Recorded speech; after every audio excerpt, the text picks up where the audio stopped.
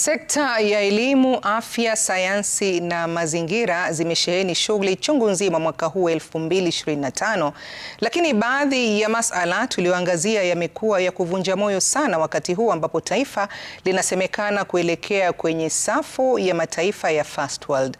Baa la njaa na vifo vya kina mama wakati wa kujifungua ni masala ambayo yamezua masikitiko makubwa mwaka huu.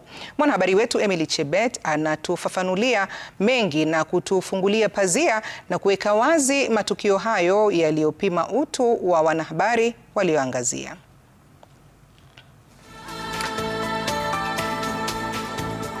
Natumia siku zangu kuwapasha yanayojiri, ila wengi hawana ufahamu kuhusu panda shuka za mwanahabari nyuma ya kamera. Mimi ni Emily Chebet, mwanahabari wa runinga Citizen, na hizi ni baadhi ya taarifa nilizozamia mwaka huu wa 2025.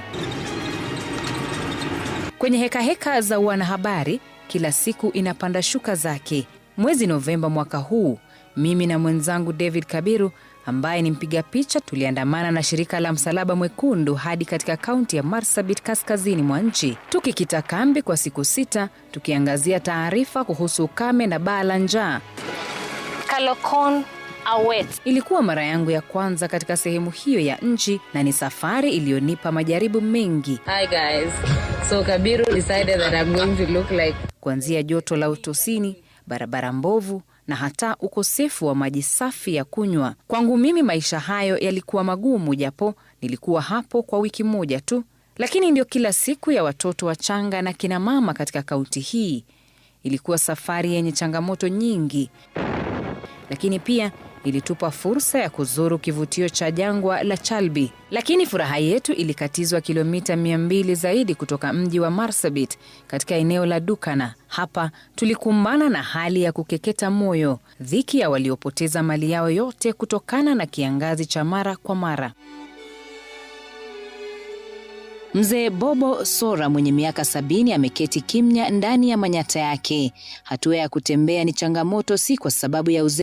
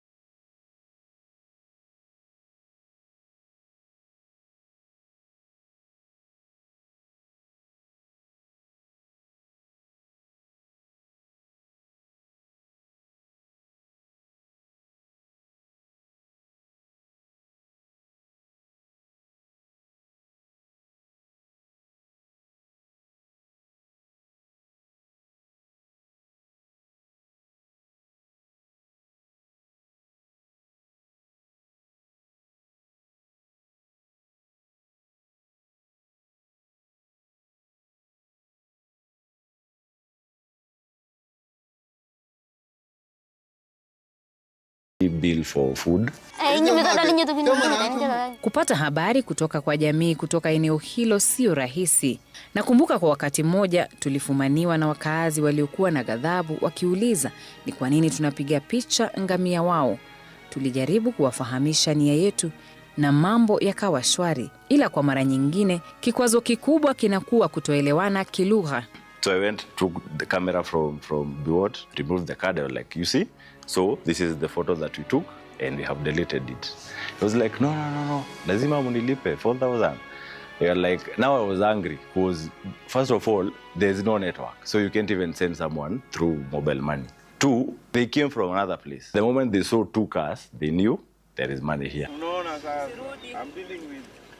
Kando na masuala ya ukame na mabadiliko ya hali ya anga, mwaka huu niliwapa sauti wanaume 3 waliosimulia changamoto za kuachiwa majukumu ya ulezi baada ya wake zao kufariki. Mara kwa mara nimeangazia vifo vya kina mama wakati wa kujifungua, lakini kwenye mazungumzo na wanaume hao wajane yaliniumiza moyo sana.